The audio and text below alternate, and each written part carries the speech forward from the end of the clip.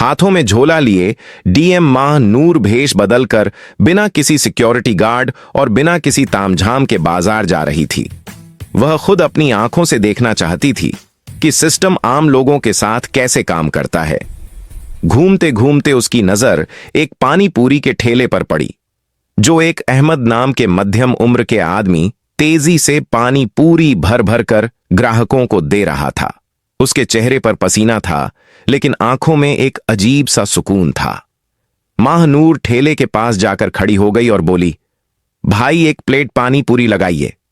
अहमद ने मुस्कुराकर उसकी तरफ देखा और कहा, हाँ मैडम, बताइए तेज या मीठा खाएंगी? माहनूर की आंखों में शरारत चमकी। बोली, एकदम तेज बना दो, ऐसा कि मजा आ जाए। अहमद ने कहा, बस मैडम अभी देखिए, और फिर अपनी फनकारी का प्रदर्शन शुरू कर दिया। उसने एक पानी पूरी उठाई, उसमें सफेद मटर और आलू का मसाला भरा और फिर उसे पुदीने और इमली वाले मसाले वाले पानी के जग में डुबोकर माहनूर की तरफ बढ़ा दिया। माहनूर ने पानी पूरी को जैसे ही मुंह में डाला, लोगों की हंसी और ठिठोली की आवाजें दब गईं। माहनूर ने मुड़कर देखा तो 2 बुलेट मोटरसाइकिल पर 3 पुलिस वाले और एक रौबदार इंस्पेक्टर फरहान सवार थे। उनकी मोटरसाइकिल ठीक अहमद के ठेले के सामने रुक गई। इंस्पेक्टर फरहान ने अपनी मूंछों पर ताव देते हुए अपनी बाइक से अपने सिपाहियों के साथ उतरे और अहमद को घूरते हुए अपनी कड़क आवाज में कहा, ए अहमद, तेरा ठेला आज फिर यहां लग गया। कितनी बार कहा है कि सड़क पर धंधा नहीं करना, लेकिन तू तो सुधरने का नाम ही नहीं ले रहा। अहमद का खुला हुआ चेहरा पल भर में मुरझा गया। उसने घबराकर अपने दोनों हाथ जोड़ लिए। साहब, गरीब आदमी हूं, बच्चों को पालना है, थोड़ा साइड में ही लगाया है साहब, किसी को तकलीफ नहीं हो रही। इंस्पेक्टर फरहान जोर से हंसे। तकलीफ नहीं हो रही? तू हमें सिखाएगा कि तकलीफ हो रही है या नहीं? और इस हफ्ते का हिस्सा कहां है?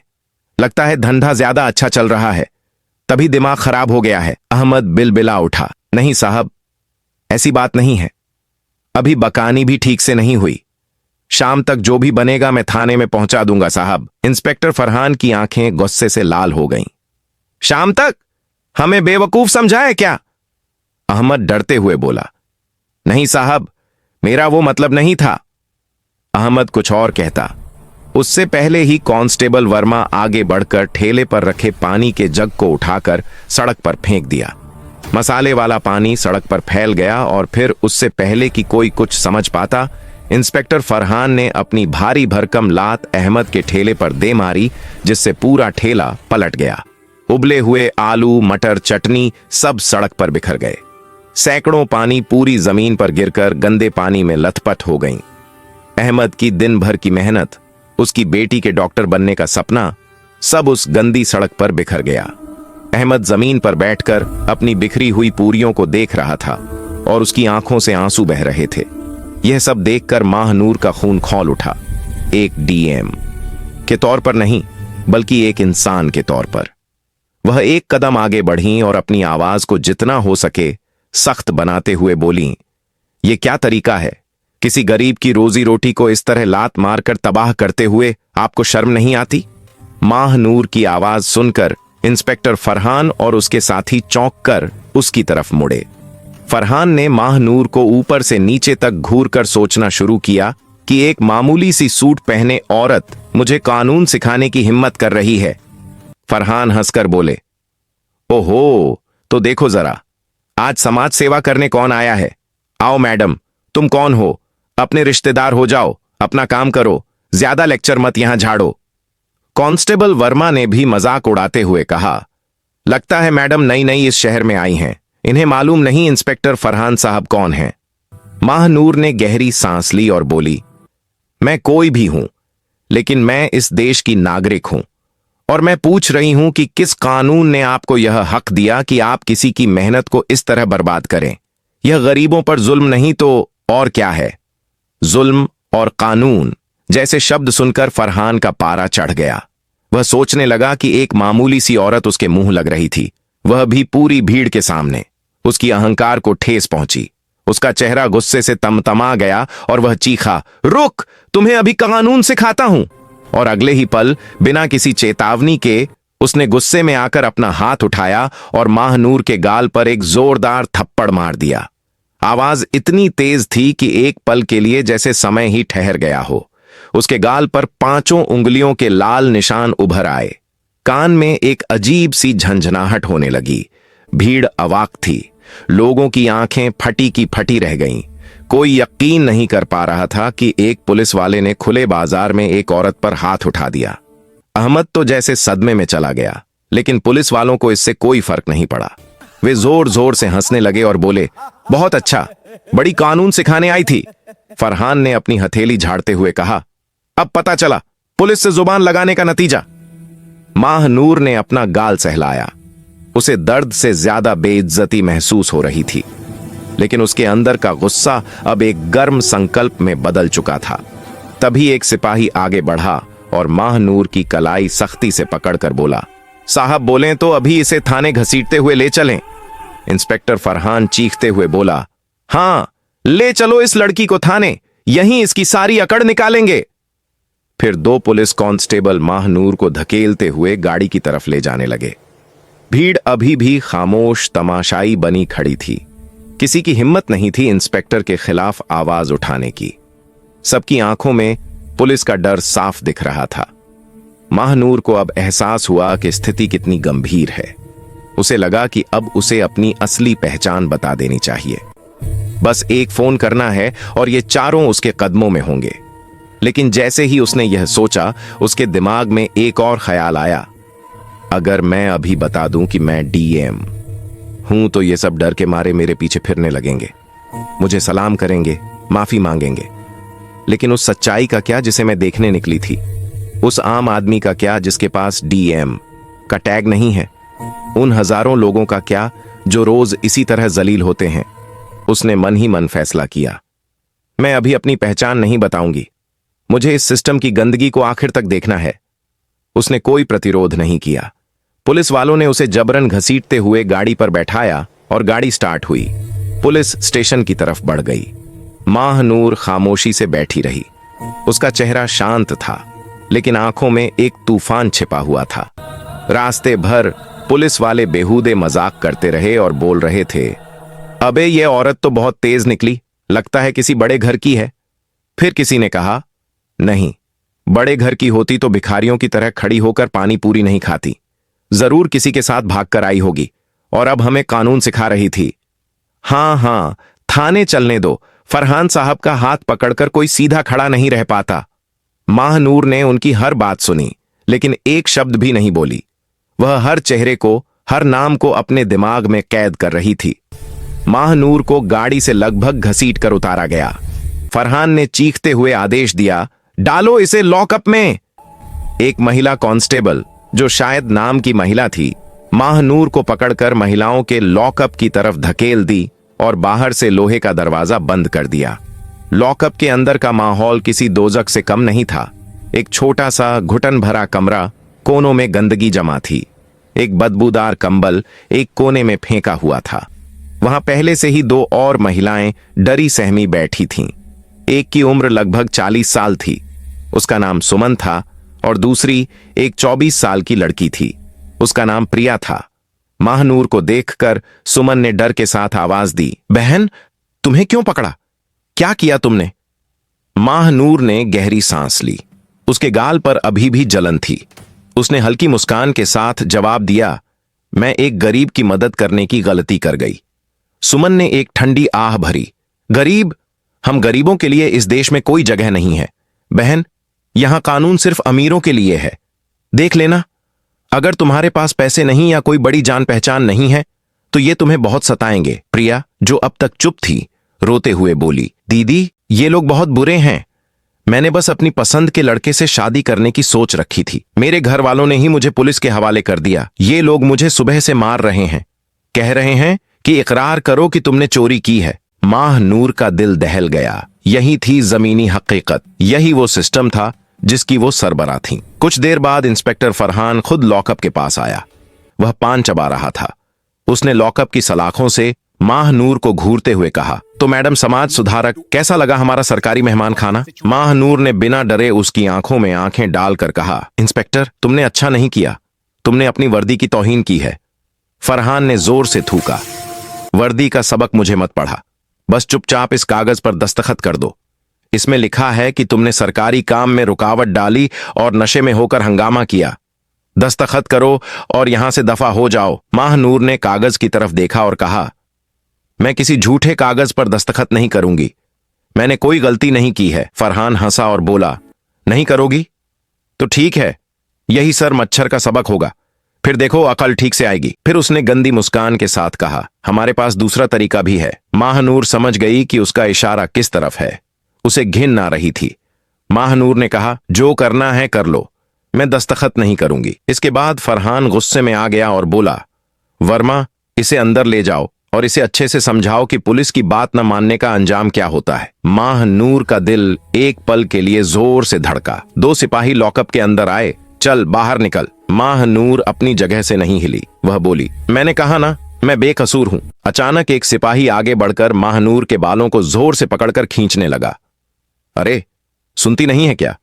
साहब बुला रहे हैं। दर्द की एक तेज लहर माहनूर के शरीर में दौड़ गई। उसका सिर पीछे झुक गया। छोड़ो मुझे, ये तुम गलत कर रहे हो, वह चीख रही थी। सिपाही हंसकर बोले, बड़ी आई इंसाफ की देवी, यहां हमारा कानून चलता है, समझी? उन्होंने माहनूर को जबरदस्ती घसीटते हुए लॉकअप से बाहर निकाला और एक छोटे अंधियारे कमरे में धकेल दिया। माहनूर जमीन पर गिर पड़ी। उसका सूट का पल्लू खुल गया था। इंस्पेक्टर फरहान भी उस कमरे में आया। उसके हाथ में लकड़ी की मोटी छड़ी थी। उसने डंडे को अपनी हथेली पर मारकर कहा, दस्तखत करती है या यह डंडा तुम्हारी सारी सामाजिक सेवा खत्म कर देगा। माहनूर ने सिर उठाकर उसकी आंखों में देखा। उसका खून खौल रहा था। यह बर्बरता की हद थी। माहनूर ने अपनी आवाज में जितनी ताकत थी झुटाकर कहा, मारो मुझे, लेकिन याद रखना, हर एक जख्म का हिसाब देना पड़ेगा तुम्हें। फरहान हंसा, हाँ हाँ, कौन लेगा हमसे हिसाब? तुम, एक आम औरत। ले लो, अब देखो कितनी लीडरी कर सकती हो। इतना कहकर उसने अपना डंडा हवा में उठाया। माहनूर ने आंखें बंद कर लीं। उसे लगा कि अब अपनी पहचान बताने का समय आ गया है। लेकिन उसी समय बाहर से किसी के तेज कदमों की आहट आई। दरवाजा जोर से खुला। एक और पुलिस अफसर, एसीपी रैंक का, अंदर आया और बोला, यहां क्या हो रहा है? फरहान, यह औरत कौन है और यह शोर कैसा है? फरहान घबरा गया। उसने डंडा झट से पीछे छुपा लिया। सर, यह औरत बहुत बदतमीज है। सड़क पर हंगामा कर रही थी, सरकारी काम में रुकावट डाल रही थी। एसीपी ने शक भरी नजर से फरहान को घूरा। तो तुम इस पर जबरदस्ती कर रहे हो, एक औरत पर? फरहान घबरा गया। नहीं सर, वह बहुत चालाक है सर, मान ही नहीं रही थी। माहनूर ने एसीपी की आंखों में सीधा देखा और कहा, ऑफिसर, अगर आपको कानून की जरूरत का कुछ समझ है तो आप जानते होंगे कि बिना किसी महिला कांस्टेबल की मौजूदगी के रात में एक औरत को इस तरह तकलीफ देना गैर कानूनी है। एसीपी कुछ पल चुप रहा। उसे लगा कि यह औरत आम नहीं है। बात करने का तरीका, आंखों में गुस्सा, कुछ अलग था। उसने फरहान से पूछा, बिना सबूत के इसे क्यों बंद किया गया है? फरहान झिझकते हुए बोला, सर, वह गवाह है। एसीपी ने गहरी सांस ली। शायद और उलझना नहीं चाहता था। उसने माहनूर की तरफ देखा और कहा, ठीक है, इसे वापस लॉकअप में डाल दो, सुबह मजिस्ट्रेट के सामने पेश कर देना। और फरहान, कोई तमाशा नहीं होना चाहिए। फरहान ने नापसंदगी से सिर हिलाया। माहनूर को वापस लॉकअप में डाल दिया गया। वह बच गई थी, कम से कम अभी के लिए, लेकिन उसका इरादा और मजबूत हो गया था। आधी रात को उसे खाने के नाम पर 2 बासी रोटियां और पानी जैसी दाल दी गई, जिसे शायद कोई जानवर भी न खाता, और उसे एक बदबूदार गंदा कंबल दिया गया। पूरी रात मच्छर उसे काटते रहे। सुमन और प्रिया के सिसकने की आवाजें आती रहीं। माहनूर सो न सकी। वह बस सोचती रही। यह रात उसके लिए एक सबक थी। यह रात उसे बता रही थी कि उसका काम कितना मुश्किल है। यह रात उसके डीएम होने का असली इम्तिहान ले रही थी। अगली सुबह जब सूरज की हल्की किरणें लॉकअप की छोटी सी खिड़की से अंदर आईं, तो माहनूर के बदन में सख्त जमीन पर सोने से अकड़न हो चुकी थी। गाल पर थप्पड़ का निशान अब नीला पड़ गया था। तभी इंस्पेक्टर फरहान फिर से आया। उसके चेहरे पर वही घमंड था और उसने घमंड से कहा, अबे आज तेरी किस्मत अच्छी है, चल तेरी जमानत हो गई। माहनूर चौंक गई। जमानत? मेरी जमानत किसने कराई? इंस्पेक्टर फरहान हंसा। कोई पत्रकार है? कल रात का तमाशा किसी ने तुम्हें बता दिया होगा। तुम जैसे लोगों को बचाने के लिए कोई ना कोई बेवकूफ आ ही जाता है। चल निकल यहां से। माहनूर को लॉकअप से बाहर निकाला गया। बाहर पुलिस स्टेशन के वेटिंग एरिया में एक नौजवान लड़की कैमरा लिए खड़ी थी। वह शायद किसी लोकल न्यूज चैनल की रिपोर्टर थी। उसका नाम सोनिया था। सोनिया ने माहनूर को देखते ही अपना कैमरा ऑन कर दिया। मैडम, आप पर क्या इल्जाम लगाया गया है? इससे पहले कि सोनिया अपना सवाल मुकम्मल करती, कांस्टेबल वर्मा ने उसे धक्का दिया। एक कैमरा बंद करो, चल यहां से भागो, ये पुलिस स्टेशन है, कोई न्यूज रूम नहीं। इंस्पेक्टर फरहान भी बाहर आ गया और बोला, चल औरत, निकल यहां से, जमानत मिल गई ना, अब ज्यादा तमाशा मत करो। माहनूर वहां खड़ी रही। उसकी नजरें थाने में इधर उधर घूम रही थीं। थोड़ी दूर पर वही बूढ़ी औरत रोती हुई गिड़गिड़ा रही थी। साहब, मेरे बेटे को छोड़ दो, वह बेगुनाह है। लेकिन वहां बैठा दरोगा उसे धमका रहा था। भागो यहां से बुढ़िया, वरना तुम्हें भी अंदर डाल दूंगा। यह देखकर माहनूर का सब्र का बांध टूट गया। बस, बहुत हो गया। इंस्पेक्टर फरहान ने माहनूर को घूरते हुए कहा, खड़ी क्यों है, दफा हो जा। माहनूर ने गहरी सांस ली। वह धीरे से इंस्पेक्टर फरहान की तरफ मुड़ी। उसकी आवाज ठंडी, शांत, लेकिन किसी तेल की तरह सख्त थी। इंस्पेक्टर फरहान, जो उसे दफा हो जा कहने वाला था, एक पल के लिए जम गया। यह मेरा पूरा नाम कैसे मालूम? माहनूर ने अपनी नजरें कांस्टेबल वर्मा पर गड़ाई। वर्मा के कदम 100 वहीं जम गए। माहनूर ने बाकी 2 सिपाहियों, कांस्टेबल तिवारी और कांस्टेबल यादव को देखा। अब चारों के चेहरों पर डर के निशान साफ नजर आने लगे। सोनिया, जो रिपोर्टर थी, वह भी हैरान थी। यह सब क्या हो रहा है? तभी माहनूर ने अपने सूट से एक छोटा सा सादा सा मोबाइल फोन निकाला। यह उसका पर्सनल गैर सरकारी फोन था। पुलिस वालों के चेहरे पीले पड़ गए। उन्हें लगा कि वह किसी को फोन करके बुला रही है। इंस्पेक्टर फरहान चीखा, अबे फोन छीन ले इसका।